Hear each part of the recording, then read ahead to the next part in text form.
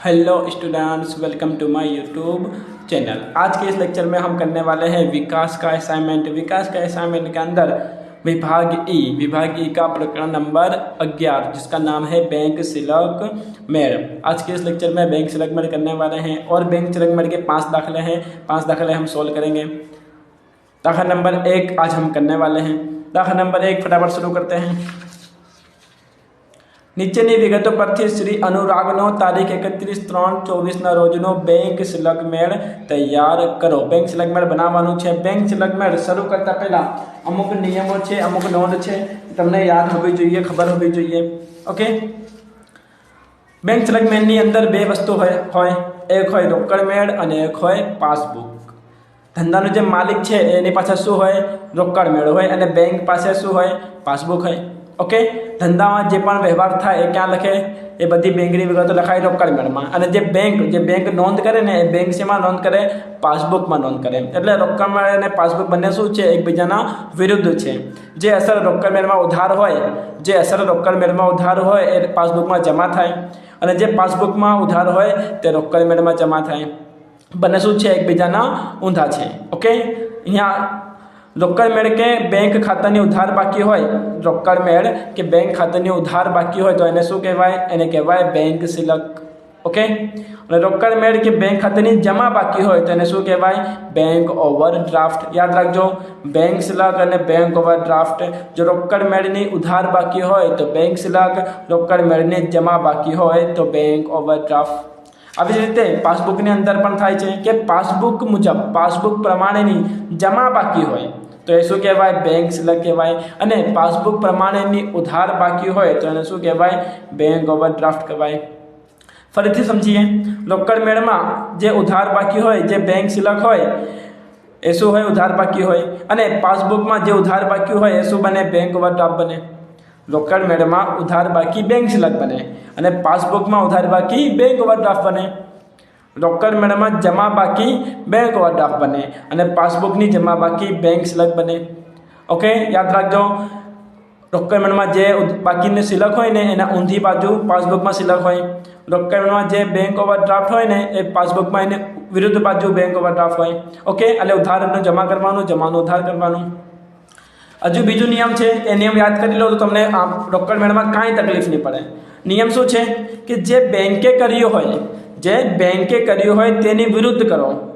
જે બેંકે કર્યું હોય તેનું વિરુદ્ધ કરો। જો બેંકે જમા કર્યું હોય તો આપણે ઉધાર કરવાનું, જો બેંકે ઉધાર કર્યું હોય તો આપણે જમા કરવાનું। યાદ રાખજો, જે બેંકે કર્યું હોય તેનું વિરુદ્ધ કરો, ઊંધું કરો। અને જે બેંકે ન કર્યું હોય તે કરો। જો બેંકે જમા ન કર્યું હોય તો આપણે જમા કરી દેવાનું। જો બેંકે ઉધાર ન કર્યું હોય તો આપણે ઉધાર કરી દેવાનું। ઓકે, અહીંયા બે પાર્ટી છે, એક પાર્ટી છે રોકડ મેળ અને બીજી પાર્ટી છે પાસબુક। ઓકે, રોકડ મેળ એટલે ધંધાને રિપ્રેઝન્ટ કરશે અને પાસબુક એ બેંકને રિપ્રેઝન્ટ કરશે। ઓકે, ધંધા બેંક, રોકડ મેળ પાસબુક। સમજી ગયા? આ બે લાઈન યાદ રાખજો, તમને આ દાખલામાં, આ ચેપ્ટરમાં કાંઈ તકલીફ નહીં પડે। આ બે લાઈન ખાલી ધ્યાન તમે રાખજો, બરાબર। જે બેંકે કર્યું હોય તેની વિરુદ્ધ કરો અને જે બેંકે ન કર્યું હોય એની આપણે કરવાનું। ઓકે, જે બેંકે ન કર્યું હોય તે કરી દેવાનું। ચાલો દાખલો શરૂ કરીએ। નીચેની વિગતો પરથી શ્રી અનુરાગનો 31/3/24ના રોજનો બેંક સિલક મેળ તૈયાર કરો। બેંક સિલક મેળનો ખાતો બનાવી લઈએ। ખાતો કેવી રીતે બને? ખાતો બનાવવું ખૂબ જ સરળ કામ છે। શ્રી અનુરાગનો તારીખ 31/3/24ના રોજનો બેંક સિલક મેળ, ક્રમ, વિગત, ઉધાર રકમ અને જમા રકમ। ચલો, તારીખ શું છે? 31/3/2024 એટલે માર્ચ મહિનો। કયો મહિનો? માર્ચ મહિનો। આ બેંક સિલકની અંદર ખાલી કોની એન્ટ્રી થશે? ખાલી માર્ચ મહિનાની એન્ટ્રી થશે। ના ફેબ્રુઆરીનો એન્ટ્રી થાય, ના એપ્રિલનો એન્ટ્રી થાય। એટલે કે જે વ્યવહારો આ માર્ચ મહિનામાં હોય ને એને ધ્યાનમાં રાખવાના। તો ચેક બેંકમાં ભર્યા આની તારીખ અને ચેક વસૂલ કર્યાની તારીખ અને રકમ। 4 માર્ચે બેંકમાં ચેક ભર્યા, જે 8 તારીખે જ વસૂલ થઈ ગયા। એટલે આની એન્ટ્રી બંને બાજુ થઈ ગઈ છે। એટલે બેંકમાં પણ થઈ ગઈ છે અને એની વસૂલ પણ થઈ ગઈ છે। ઓકે, 10 માર્ચે ચેક બેંકમાં ભર્યા અને 24 તારીખે વસૂલ થઈ ગઈ। એટલે આની પણ અસર બંને બાજુ થઈ ગઈ, રોકડ મેળમાં પણ થઈ ગઈ અને પાસબુકમાં પણ થઈ ગઈ। ઓકે, 25 માર્ચે બેંકમાં ભર્યા, પણ એની વસૂલાત ક્યારે થઈ? 3 એપ્રિલ, એટલે કે માર્ચ મહિનામાં આ વ્યવહાર થયો નથી. આ ક્યારે થયું? આ એપ્રિલમાં થયો, એટલે 1 મહિના પછી થયું. એટલે આની અસર આપણે જોવાનું છે. અને 28/3/24 બેંકમાં ભર્યા, જે વસૂલ ક્યારે થયું? 7/4, એટલે માર્ચ મહિનામાં નહીં થયું. આ જે બે વ્યવહાર છે આની અસર પાસબુકની અંદર થયું નહીં. ક્યારે? માર્ચ મહિનામાં. ઓકે, માર્ચ મહિનામાં ન થયું એટલે આપણે શું સમજવાનું કે થયું નથી. એટલે પાસબુકમાં શું નહીં થયું? જમા નહીં થયું. પાસબુકમાં શું નહીં થયું? જમા નહીં થયું. તો આપણે શું કરવાનું? જમા કરવાનું. ઓકે, બેંકે જે ન કર્યું હોય તે કરો. બેંકે શું ન કર્યું? જમા ન કર્યું. આ બે જે રકમ છે 4,000 અને 5,000 એ જમા થઈ ગયા પાસબુકની અંદર, એટલે કે રોકડમાં પણ થઈ ગયું અને પાસબુકમાં પણ થઈ ગયું. પણ આ જે બે રકમ છે એ પાસબુકમાં થવાયું નથી. ક્યારે નહીં થવાયું? માર્ચ મહિનામાં. એ ક્યારે થયું? એપ્રિલ મહિનામાં. એટલે આ બંને બાકી છે. કોના હિસાબથી? માર્ચ મહિનાના હિસાબથી. સમજમાં આવે છે ને? માર્ચ મહિનામાં આ કામ થયું નથી, તો આ કામની નોંધ આપણે કરવાનું છે. 1,600 રૂપિયા અને 2,400 રૂપિયા જે ચેક આપણે ભર્યા હતા ને એ રોકડ મેળમાં લખાઈ ગયા અને પછી વસૂલ કર્યા, તો વસૂલ થાય તો પાસબુકમાં પણ લખાઈ જાય. પણ આ બે રકમ ક્યારે વસૂલ થયું? એપ્રિલ માસમાં. એટલે આ પાસબુકમાં લખાયું નથી. કોના હિસાબથી? માર્ચ મહિનાના હિસાબથી. ઓકે, એટલે આ બંનેની અસર કરવાની બાકી છે. તો આપણે કરવાનું શું બાકી છે? પાસબુકમાં જમા બાકી છે. એટલે બેંકે જમા કર્યું નથી, તો આપણે શું કરવાનું? જમા કરવાનું. ઓકે, તો ક્રમની અંદર લખાશે. પહેલો નંબર શું લખવાનું કે બેંકમાં ભરેલ પરંતુ વસૂલ નહીં થયેલ ચેક. બેંકમાં ભર્યા છે અને વસૂલ થયા નથી. કોના હિસાબથી? માર્ચ મહિનાના હિસાબથી. ઓકે, માર્ચ મહિનાના હિસાબથી બે રકમ થઈ નથી. એક હતી 1,600 અને એક હતી 2,400. ઓકે, તો બંને ક્યાં લખાશે? જમા બાજુ લખાશે. જમા બાજુ કેટલો લખાશે? એ લખાશે 4,000. જમા બાજુ કેમ લખાયું? કેમ કે બેંકે જમા કર્યા નથી. ઓકે, બેંક ન કરે એક આપણે કરવાનું. આગળ વધીએ. માર્ચ 24માં એટલે માર્ચ મહિનાની અંદર લખેલા એટલે પેમેન્ટ, ચૂકવણી. જો આપણે ચૂકવણી કરીએ ને તો આપણા ખાતામાંથી પૈસા કપાય. ખાતામાંથી પૈસા કપાય એટલે ક્યાં લખાય? ઉધાર બાજુ લખાય પાસબુકની અંદર. પરંતુ એપ્રિલ 2024માં રજૂ થયેલા ચેક બરાબર લખાયેલા માર્ચમાં, તો રજૂ પણ ક્યારે થવું જોઈએ? માર્ચમાં જ રજૂ થવું જોઈએ. પણ રજૂ ક્યારે થયા? રજૂ થયા એપ્રિલ માસમાં. એટલે માર્ચ મહિનામાં આ રકમ જે છે ઉધાર થયું નથી. ઓકે, આ રકમ ઉધાર થયું નથી. બીજી એક નોંધ યાદ રાખજો. બીજી એક નોંધ શું છે કે જ્યારે પણ આપણે ચૂકવણી કરીએ, શું કરીએ? ચૂકવણી કરીએ. શું કરીએ? ચૂકવણી. તો ચૂકવણી કરીએ રકમ એ શું થાય? પાસબુકમાં શું થાય? પાસબુકમાં ઉધાર થાય, એટલે રકમ કપાય. બરાબર. અને કોઈ રકમ આપણે શું કરીએ? જમા કરીએ. ચેક જમા કરીએ અથવા આપણે ચેક મળે. બરાબર. બેંકમાં શું કરીએ? બેંકમાં ચેક ભરીએ. બરાબર. તો એ પાસબુકમાં શું થાય? પાસબુકમાં થાય જમા. ઓકે, યાદ રાખજો. આપણને નાણાં મળે છે તો બેંકમાં જમા થાય, અને આપણે નાણાં ચૂકવીએ છીએ તો એ શું થશે? પાસબુકમાં ઉધાર થશે. ઓકે, આ બાબતને ધ્યાન રાખજો. તો અહીંયા શું છે? આપણે લખેલા છીએ એટલે આપણા બેંકમાં ઉધાર થવું જોઈએ. માર્ચ મહિનામાં પણ ઉધાર ક્યારે થયું? એપ્રિલ મહિનામાં થયું. એટલે માર્ચ મહિનામાં તો થયું નહીં. બરાબર. તો બેંકે ઉધાર કરવાનું બાકી છે, તો આપણે પણ શું કરવાનું? ઉધાર કરવાનું. ઓકે, તો બે નંબર લખવાનું. શું લખાશે? લખેલા પરંતુ બેંકમાં રજૂ નહીં થયેલા ચેક, એટલે કે ઉધાર થયું નથી. જો ન થાય તો એ કરી દેવાનું. બરાબર. કઈ રકમ છે? તો સૂરજના છે 2,000 અને ચંદ્રના છે 3,000. તો આ શું થશે? ઉધાર બાજુ લખાશે 3 ને 2 5,000. ઓકે, અહીંયા જમા કરવાનું બાકી હતું, જમા કરી નાખ્યું. અહીંયા ઉધાર કરવાનું બાકી હતું, ઉધાર કરી નાખ્યું પાસબુક મુજબ. એના પછી રોકડ મેળની આઈ બાજુના વટાવ ખાનાનો સરવાળો 1,000 વધુ ગણાયો હતો. શાનો સરવાળો? વટાવ ખાનાનો. આપણે અહીંયા શું કરી રહ્યા છે? આપણે અહીંયા કરી રહ્યા છે બેંક સિલેક્ટ. એટલે ખાલી અને ખાલી આપણે બેંક ખાતાની વાત થશે. રોકડ મેળમાં 3 ખાના હોય. રોકડ મેળમાં રોકડ પણ હોય, બેંક પણ હોય અને વટાવ પણ હોય. પણ બેંક સિલેક્ટની અંદર રોકડ અને વટાવની વાત થશે નહીં, ખાલી બેંકની વાત થશે. તો આ તો વટાવને છે તો આની એન્ટ્રી થશે નહીં. આની એન્ટ્રી થશે નહીં. બરાબર. આગળ વધીએ. 5 નંબર 4 નંબર લખી દેવાનું. 4 તારીખ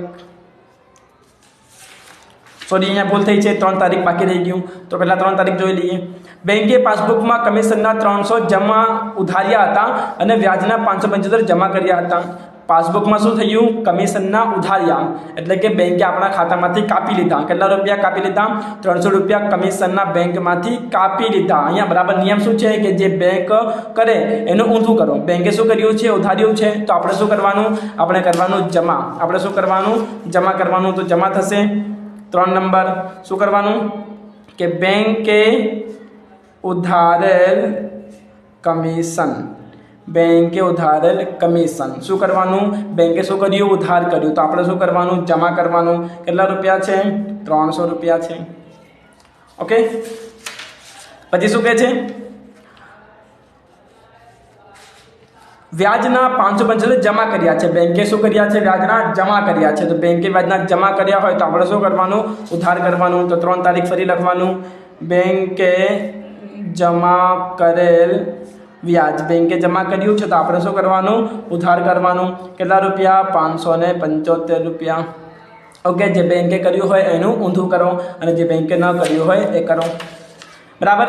4 તારીખ બટાવ ખાનાનો વાળો છે. નોંધ થશે નહીં તો લખી દેવાનું 4 તારીખ નોંધ થશે નહીં. ઓકે, આગળ વધીએ. 5 નંબર. 5 નંબર શું છે? તારીખ 31/3/24 રોજ રોકડ મેળ મુજબ બેંક સિલક 25,250 હતી. શું હતી? રોકડ મેળ મુજબની બેંક સિલક હતી. આ શું છે? શરૂઆતની બાકી છે અને લખવાનું સૌથી પહેલી લાઈનમાં. પહેલી લાઈનમાં લખી દેવાનું 5 તારીખ. 5 નંબર શું લખવાનું? અહીંયા લખવાનું કે રોકડ મેળ મુજબ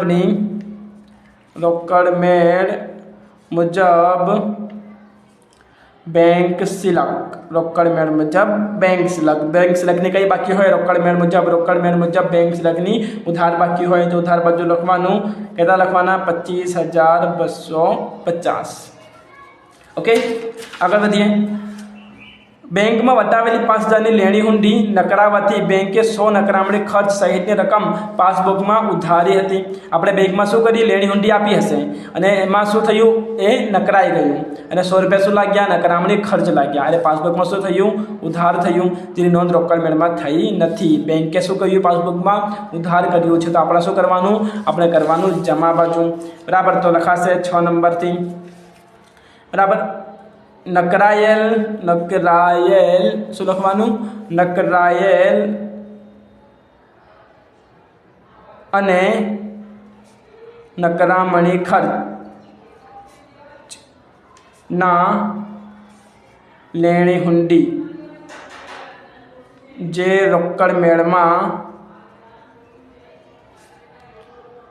નોંધાઈ નથી. બરાબર. નકરાયેલ અને નકરામણી ખર્ચના લેણી હુંડી જે રોકડ મેળમાં નોંધાઈ નથી. બેંકે શું કર્યું? ઉધાર કર્યું. તો આપણે શું કરવાનું? આપણે કરવાનું જમા બાજુ. કેટલા રૂપિયા હતા? 5,000 અને 1,000. 5,000 શાના છે? લેણી હુંડીના છે અને 100 રૂપિયા. 1,000 નહીં, 100 રૂપિયા. 100 રૂપિયા શાના છે? નકરામણીના. તો 5100 રૂપિયા શું થશે?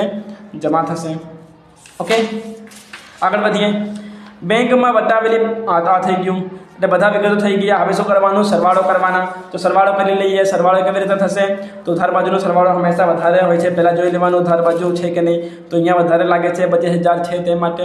તો 25,250 પ્લસ 5,000 પ્લસ 575 સરવાળો આવશે 30,825. 30,825 બંને બાજુ લખી દેવાનું અને જમા બાજુથી માઇનસ કરવાનું. -5100 -300 અને -4,000. તો રકમ આવશે 21,425. આ શું મળ્યું? બરાબર. જુઓ, શરૂઆતમાં શું લખ્યું? રોકડ મેળ લખ્યું ને તો અહીંયા શું લખવાનું? અહીંયા લખવાનું પાસબુક. યાદ રાખજો, શરૂઆતમાં જે લખો એની વિરુદ્ધ બાજુ અહીંયા લખાય. જો અહીંયા રોકડ મેળ હોય તો અહીંયા પાસબુક હોય. જો અહીંયા પાસબુક હોય તો અહીંયા રોકડ મેળ હોય. તો બરાબર. તો પાસબુક મુજબની આ કઈ બાકી છે? આ છે જમા બાકી. પાસબુકની જમા બાકી શું કહેવાય? પાસબુકની જમા બાકી કહેવાય બેંક સિલક. યાદ રાખજો, પાસબુકની જમા બાકી બેંક સિલક, રોકડ મેળની ઉધાર બાકી બેંક સિલક. ઓકે, પાસબુક મુજબની બેંક સિલક 21,450. આપણા આન્સર આવી ગયો. જે અસાઇનમેન્ટની અંદર જવાબ આપેલ છે એના મુજબ આ જવાબ સાચો છે. ઓકે, તમને આ લેક્ચરમાં આ દાખલામાં ખબર પડી હોય તો લાઈક કરી નાખજો અને નેક્સ્ટ પાર્ટ માટે મને કમેન્ટ કરો. જો તમને ના ખબર પડી હોય તો વિડીયોને ફરીથી જુઓ, તમને ખબરમાં આવી જશે. આ ચેપ્ટર થોડું અજીબ છે પણ સરળ છે, આસાન છે. ઓકે, ફરી એકવાર રિવિઝન કરાવી દઉં. ડોક્યુમેન્ટ મુજબની બેંક સિલક શરૂઆતમાં ઉધાર બાજુ લખી દેવાનું. બરાબર, બેંકમાં ભરેલા હતા જે વસૂલ થયા નહીં એટલે બેંકમાં જમા થયા નહીં તો આપણે જમા કરી દેવાનું. બરાબર, લખેલા પરંતુ રજૂ નહીં થયેલા એટલે કે આપણે લખ્યું, પેમેન્ટ કર્યું પણ ચૂકવણી માટે બેંકમાં ગયા નહીં એટલે બેંકમાં ઉધાર થયા નહીં એટલે આપણે ઉધાર કરી દેવાનું. બેંકે કમિશન ઉધાર્યું છે તો આપણે જમા કરી દેવાનું. બેંકે વ્યાજ જમા કરેલ છે તો આપણે ઉધાર કરી દેવાનું. ઓકે, આની નોંધ થાય છે નહીં. બરાબર, નકરાયેલ હુંડી હતી જે બેંકે શું કર્યું હતું, ઉધાર્યું હતું તો આપણે શું કર્યું, જમા કરી નાખ્યું. બરાબર, ઉધાર બાજુનો સરવાળો કર્યો, જમા બાજુ બાદબાકી કરી તો રકમ આવ્યો 21,425. એ કહેવાશે પાસબુક મુજબની બેંક સિલક. જમા બાકી છે એટલે, જો ઉધાર બાકી હોય તો એ કહેવાશે બેંક ઓવરડ્રાફ્ટ. ઓકે, તમને કોઈ પણ પ્રશ્ન હોય, ડાઉટ હોય તમે કમેન્ટ્સમાં જાણ કરી શકો છો.